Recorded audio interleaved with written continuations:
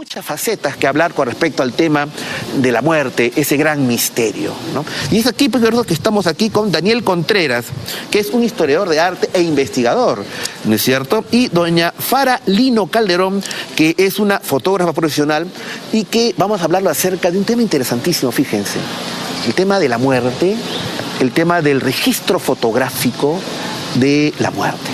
Vamos a primero hablar con Daniel Contreras. Daniel, ¿qué tal? Muy buenas noches. ¿Cómo estás? Buenas noches, bueno, doctor. Tarde-noche, digamos. Estamos ahí en el límite de los umbrales. Claro. Buenas tardes, doctor.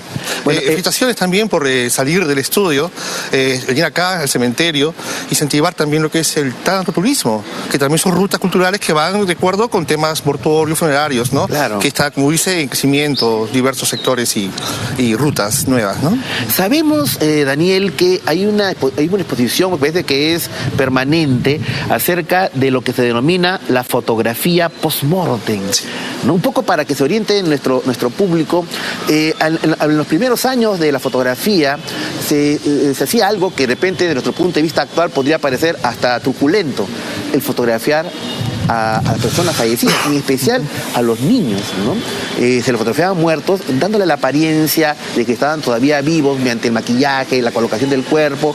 Y un poco nos gustaría que nos cuente acerca de esta exposición que existe acá en el Presbítero Maestro acerca de esta fotografía post-mortem, Daniel. Exactamente. Acá en el Museo Isidro, el Cementerio Presbítero Maestro, hay una exposición que se llama Santos Inocentes, que partió de una investigación justamente acá en el cementerio. ¿No? El cementerio es como un insumo para diversas investigaciones que uno desea hacer, claro. Sociológicas, culturales, artísticas, arquitectónicas y también fotográficas. Claro. ¿Por qué fotográficas? Porque más o menos con la llegada de la fotografía al Perú en 1850, también llega la tradición de tomar las fotos a las personas muertas. Recordemos de que antes de eso, antes de la fotografía, estaba el pintor, el meteorista, que hacía las fotografías de las personas que fallecían o los recuerdos de los familiares antes de morir. Pero, disculpa que le interrumpa, Daniel, sí. Pero ¿el pintor pintaba al cadáver o le daba la apariencia de una persona viva, digamos? Los pintores antes, que eran los meteoristas, que hacían las fotografías pequeñas, lo que hacían era o pintar al cadáver o pintar también a la persona en vida, que eran las fotografías de ahora, carnés, qué sé yo.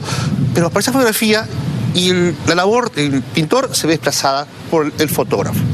Y el fotógrafo trae también de Europa, de Estados Unidos, una tradición que es la fotografía post-mortem. Post-mortem. ¿No? Que es la de tomar la foto a la persona que falleció y te daban la publicidad como que retén todavía y quédate con el recuerdo de ellos, ¿no? Antes que la esencia, el cuerpo, se pudra. Pero que tuviera la apariencia de que estuviera vivo.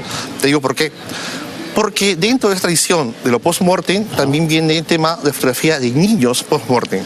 De niños post-mortem. Exactamente. Estos niños fallecían muy pequeños, fallecían antes de los 5 años, 4 años, cuando justamente no hubo oportunidad de tomarle fotos a ellos. Entonces, fallece tu hijo, quieres un recuerdo de él, quieres la fotografía, ¿y qué haces con tu niño fallecido? Tomas la foto antes de enterrarlo para quedarte con un recuerdo de él. ¿No? Entonces, muchas veces pasaba esto, que los niños estaban en un estado avanzado de muerte o de rigor mortis. El rigor mortis, que se ponen totalmente inmóviles, ¿no? Y la idea también era no tener la foto de un niño fallecido, sino el niño en vida. Pero por desgracia estaba fallecido en ese momento de la foto. Y aparentaban una ilusión de tenerlo en vida. Incluso colocaban a los niños una especie de parantes de metal amarradas a las cabezas con una especie de chaleco para que se mantenga la cabeza erguida. O incluso llegaban a poner palitos en los ojos para que los tuvieran los ojos abiertos. Exactamente. ¿No? Entonces quedaba recuerdo al padre, a la madre del niño, con los ojos despiertos, los ojos vivos, aunque sí estén muertos, pero al enterrarlo les quedaba eso, una fotografía para poder recordar su breve paso por el tiempo, por esta vida, ¿no? Ahora, claro, Daniel, hay que entender de repente todo dentro de un contexto histórico, ¿no? De una sensibilidad diferente. Totalmente. Porque, digamos, ahora vemos eso y francamente nos parece espeluznante y hasta truculento, ¿no? ¿Cuál era la sensibilidad entonces en esa época, en el siglo XIX? Mucha gente, te cuento, esto también de fotografía post-mortem en niños va de la mano de un ritual, de un rito que había en Lima y bueno, en muchas ciudades también del país, que se llamaba el velorio de angelitos. El velorio de angelitos. Lo que pasa es que cuando un niño moría, antes de cumplir la edad del pecado, o sea, que tenga una edad para pecar, moría casi inmaculadamente. Inmaculado, ¿no? Claro. Libre de pecado. Libre de pecado. Y este niño que moría no iba a otro lado que no solamente al cielo, a formar parte del coro celestial, junto a Dios, a hacer un querubín, a barrer recién también junto a Dios los pisos del cielo, ¿no? Entonces se mezclaba una cierta contradicción de sentimientos. Uno, estaba la pena por haber perdido un hijo, y dos, también estaba la satisfacción de enviar... El gozo de enviar a su hijo al lado de Dios, siendo parte del coro angelical, de los ángeles, enviaba a su angelito al cielo, ¿no? Entonces, ¿qué mayor privilegio de una familia que también aportar con un familiar tuyo, claro, ¿no? a los ángeles que están junto a Dios? Claro. Por eso esa mezcla tanto de dolor que aparece en muchos cuadros que existen aún. Hay un cuadro en el Museo de Arte de Lima que se llama El Velorio, que es un cuadro donde hay una casa, está la familia llorando, el niño fallecido, vestido de angelito, junto a una mesa, y en medio de la sala un baile de marinera o zamacueca. Bueno, no deja de tener sentido si ahora vemos que el 1 de noviembre, Día de los Muertos, en muchos lugares del Perú está la costumbre de celebrar, de tener una actitud celebratoria, ¿no? Traen la banda del pueblo, sirven la cervecita o los gustos gastronómicos que tenía el fallecido. O sea, hay una actitud de vida, hasta una actitud lúdica con respecto a la muerte también en el Perú, ¿no? Exactamente, ¿no? Que choca con esa imagen o esa tradición casi muy triste, penosa, ¿no? Que es un choque de dos formas de ver, ¿no? Claro. Walter Benjamin, que es un filósofo alemán, decía que la finalidad de la vida es producir cadáveres, ¿no? Pero entonces un cuerpo también a la vez es la cárcel del alma. Claro. Cuando el cuerpo se va, el alma también es como una liberación espiritual, ¿no? Entonces yo creo que esa alegría también se vuelve melancólica en el caso de los niños muertos. Claro, eso me hace recordar de que en nuestra tradición occidental, en el Perú, digamos, la muerte es relacionada con el color negro, ¿no? Uno se pone de luto, ¿no? Pero hay otras tradiciones en el mundo en el cual, por ejemplo, en la India se visten de blanco. Exactamente. ¿No? Entonces, libres de pecado. Libres de pecado. Exactamente. ¿No? Qué interesante. Pero, queridos amigos, justamente hablando del tema, digamos, un poco difícil, a veces es el gran tabú a veces hablar de la muerte, ¿no? Cuando para muchos no es la salida sino la entrada, ¿no? Y en ese sentido también hay una interpretación de los pueblos con respecto a la muerte y cómo la toma. Recordemos México, que existe la Santa Muerte, existe toda una actitud celebratoria en la que hacen pasteles en forma de esqueleto, etc. Y me ha sorprendido de que hace poco acaba de terminar una exposición fotográfica, caramba, no la pude ver, pero acá tengo el afiche, digamos, llamada El Eterno Camino, en el cual hay este tratamiento de la muerte desde un punto de vista fotográfico muy interesante, que tiene que ver también con otra actitud de enfrentar a la muerte, una actitud de repente un poco lúdica, un poco celebratoria también. Y está con nosotros Fara Lino, que es fotógrafa profesional, que estuvo a cargo, ella fue la autora de esta exposición fotográfica El Eterno Camino. Por eso nos interesa explorar un poco el tema de la muerte del punto de vista del fotográfico, artístico. Hola Fara, ¿qué tal? Muy buenas tardes. Buenas tardes, ¿qué tal? Sí, efectivamente, gracias por la invitación. Efectivamente, el tema de lo que es el paso de la vida a la muerte es un misterio para todos nosotros, ¿no? Es el misterio más grande que tiene la humanidad, que nunca lo vamos a saber descifrar ni resolver. De ahí que yo en mi labor fotográfica he desarrollado muchos temas de fotografía, naturaleza, paisajes, retratos, pero siempre un fotógrafo desea incursionar en proyectos fotográficos. Entonces, siendo esa mi inquietud, desarrollé ese proyecto fotográfico para poder plasmar en esas fotografías cómo ese misterio de la vida y la muerte podía ser una experiencia hasta intercultural. Normalmente aquí en Perú, el tema de la muerte intercultural con el país de México. ¿Por qué? Claro. Porque Perú, nuestro país, si bien en algunas provincias y en lugares, algunos sectores de Lima, se celebra muy bien el culto del Día de los Muertos, el 1 de noviembre. Claro. Son sectores, pero es un movimiento, digamos, no muy popular, no mueve grandes masas como en México. Claro. Entonces, desarrollé ese proyecto intercultural para que demostrar, ¿no?, que entre culturas, dos países con muchas tradiciones parecidas, ellos sí celebran el Día del Culto de los Muertos con bastante algarabía, con bastante desarrollo, digamos, festivo. Claro. Es una fiesta grandísima en México, de ahí que me llamó la atención cómo ellos no tienen el miedo a la muerte. No tienen. ¿Cuál es la actitud? No tienen Vamos a partir de ahí. ¿Cuál es la actitud de la fiesta de los muertos en México, por ejemplo, con respecto a la muerte? En México, para ellos es una celebración. Es un tema en que ellos, el Día de los Muertos, es como que desarrollan un puente imaginario entre lo que es el mundo de los muertos hacia el mundo de los vivos. En ese viaje, sus seres queridos vienen del mundo del más allá de los muertos a visitar a su familia. Entonces, en las familias desarrollan unos altares muy bonitos, unos altares con la fotografía de los difuntos, con flores, con las comidas que les gustaba, con velas.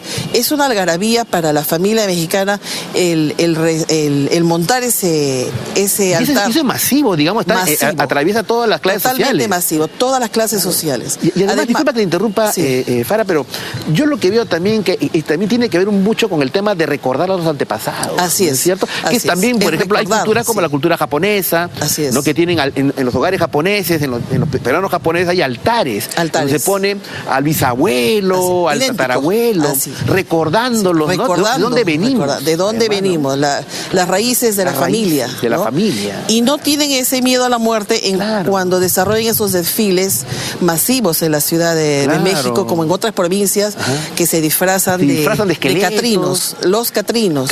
Ellos son los personajes centrales. Los catrinos que se disfrazan de la muerte. Han sido caracterizados como... Tiene una historia los catrinos, ¿no?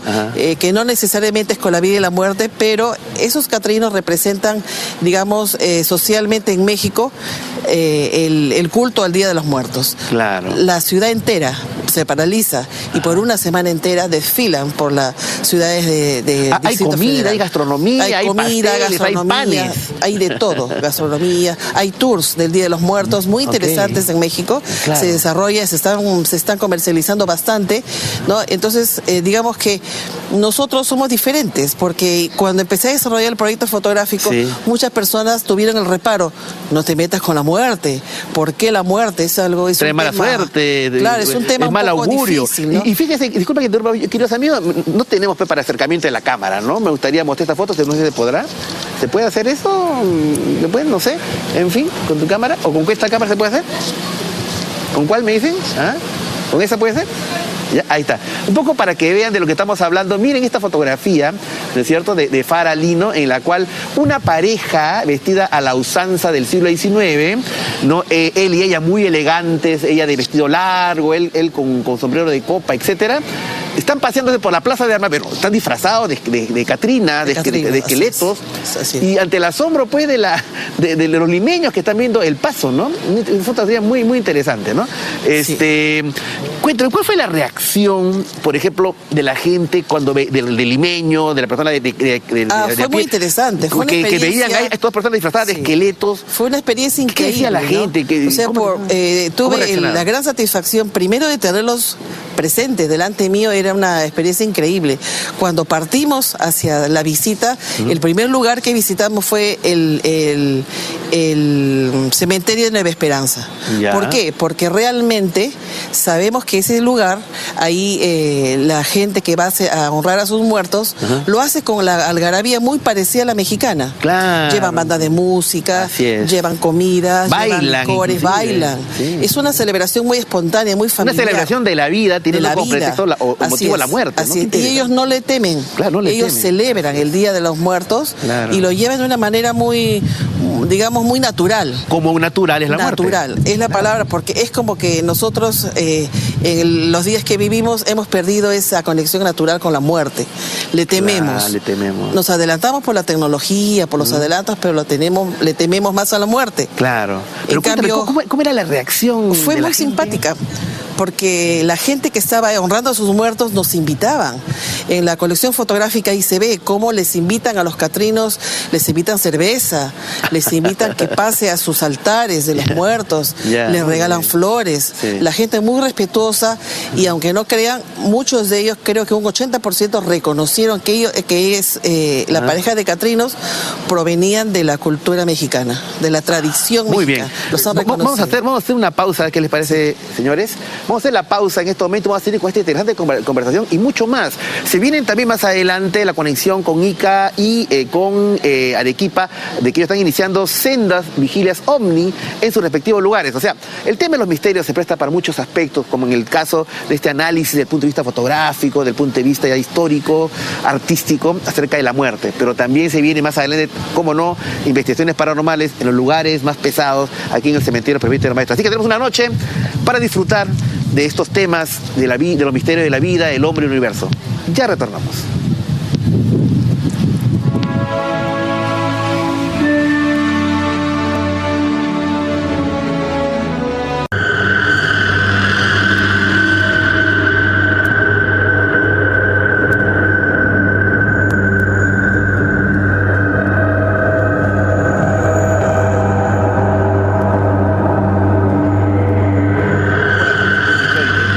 Viaje a otra dimensión a través de Capital. Tu opinión importa en este programa especialísimo de nuestro programa Viaje a otra dimensión de 10 horas de duración. Empezamos a las 3 de la tarde, nos vamos hasta la 1 de la mañana. Y debo decirles que aquí ya en el cementerio Presbítero Maestro están arribando a la sombra, rodeados de cerca de más de 200.000 muertos que están en estos 210 años de existencia, de la construcción de unos lugares que yo creo que toda persona en el Perú y Lima debería conocer por muchos motivos. La importancia de las tumbas que hay aquí, la belleza funeraria de los mausoleos. Es espectacular el cementerio Presbítero Maestro, ¿no? Y bueno, ya que estamos rodeados en este, como decía el guía don Guben Chaparro, en este reino de los muertos, que digamos es una metáfora que de una manera sí tiene sabor un poco de misterio. Vamos a hacer este bloque para hablar acerca de un tema que siempre ha sido tabú, que es el tema de la muerte, pero desde el punto de vista de cómo se puede concebir socialmente, cómo los pueblos lo reciben, cómo lo asimila o cómo lo maneja el pueblo peruano. Y por eso que estamos aquí con Daniel Contreras. Él es un destacado historiador de arte, investigador, y Fara Lino, que es una fotógrafa profesional, que tiene una exposición muy interesante con esta temática, El Eterno Camino, como un puente intercultural entre la sensibilidad mortuoria de México y la de Perú, ¿no? Y bueno, Daniel, yo te comentaba justamente en el corte acerca de esta experiencia de un escultor de la colonia, ¿no? Baltasar Gavilano, que había esculpido una obra muy interesante, ¿no? La muerte, donde se veía a la parca, el eterno cazador con su arco y flecha disparando, que era un esqueleto terrible concebido por él, disparando sus flechas de muerte. Y resulta, queridos amigos, de que él, según cuenta la historia, tuvo una noche de excesos, de borrachera, y regresó a su cuarto y se olvidó de la escultura. Resulta que en el estado en el que estaba, pudo ver una sombra que estaba al pie de su cama y la quiso, fijando los ojos en la oscuridad, ver de quién se trataba, y no encontró otra cosa que la espantosa muerte señalando su arco y flecha certera hacia él. Murió, seguramente fulminado por un ataque al corazón, olvidando de que él era el autor de esa escultura. Es un poco, de una manera, refleja el pavor pues que tenemos, Daniel, con respecto a la muerte en la sociedad peruana, ¿no? Totalmente. Y precisamente hablabas de esta escultura tuvo una finalidad distinta también. Salía en procesión. La escultura de la muerte salía por las calles de Lima, ¿no? a recorrer, no recuerdo bien qué fecha salía, pero la fecha que especial del año, y paseaban esa escultura que tú refieres. Escultura, exactamente. Que tenía su procesión. Tenía su procesión, la Santa Muerte. Iba por la ciudad, ¿no? Y también iban todos los fieles detrás de ella. Pues había un culto a la muerte que, como decíamos, ya desapareció. ¿Qué época ha sido? Siglo XIX, totalmente, claro. XIX y principios del siglo XIX, ¿no? Justo hablabas de escultura y me recordé un tema interesantísimo que también tiene que ver con con una escultura acá en el cementerio, que es la escultura del niño Ricardo Espil, el niño Ricardito. El niño Ricardito también. Está acá también, muy cercano. Y justamente este proyecto que hablábamos, Santos Inocentes, y este libro que trabajamos junto con la Universidad Pública de Lima, lo que hizo fue hurgar los archivos, ¿no?, del archivo Curret, que es un archivo de un fotógrafo muy importante Eugenio acá en Curret, Lima. claro. Y vimos de que acá mucha gente venía a rendirle homenaje y devoción al niño Ricardo Espil, a su escultura que está acá al costado, pidiéndole favores, cachuelitos, trabajos, Milagros Express, ¿no? Claro. Y por mucho tiempo... Milagros Express. Express, repito, hace un momento. Claro, delivery. No, entonces mucha gente lo que hace es hacer devoción a la escultura. Pero gracias a esta investigación se pudo lograr encontrar la fotografía del niño Ricardito en vida. Ajá. Y justamente la fotografía que encontramos del niño Ricardito... Si me permites, creo que la hacemos con esta cámara. Aquí puedes agarrar si quieres, hacerlas ahí. A ver, me parece, sí, me dijeron que con esa era. Vamos a ver acá. Justamente. Ya tenemos las fotografías, ¿no?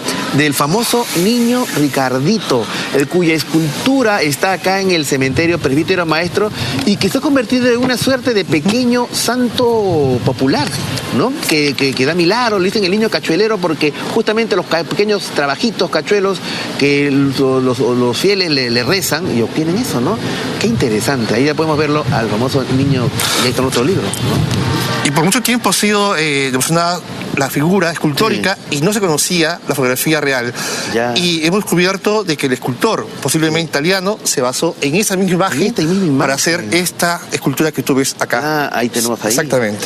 Claro, claro. O sea, se basó la escultura en una fotografía real. Exactamente. ¿No? Entonces es importante darle y haber conseguido la imagen de que mucho tiempo la gente ha pedido pretesía a una escultura, pero acá está la imagen verdadera, ¿no? La investigación fotográfica. Entonces la investigación siempre da frutos, siempre va hurgando y siempre da el cementerio pie para más investigaciones y búsquedas, ¿no? Claro que sí. Ahora, la fotografía post-mortem ya, digamos, fue una época, fue una sensibilidad, actualmente ya no se realiza, porque muchos hasta dirían que es morboso, ¿no? Sí. Y hasta la fotografía solamente está en los ámbitos forenses, pues, ¿no? Sí.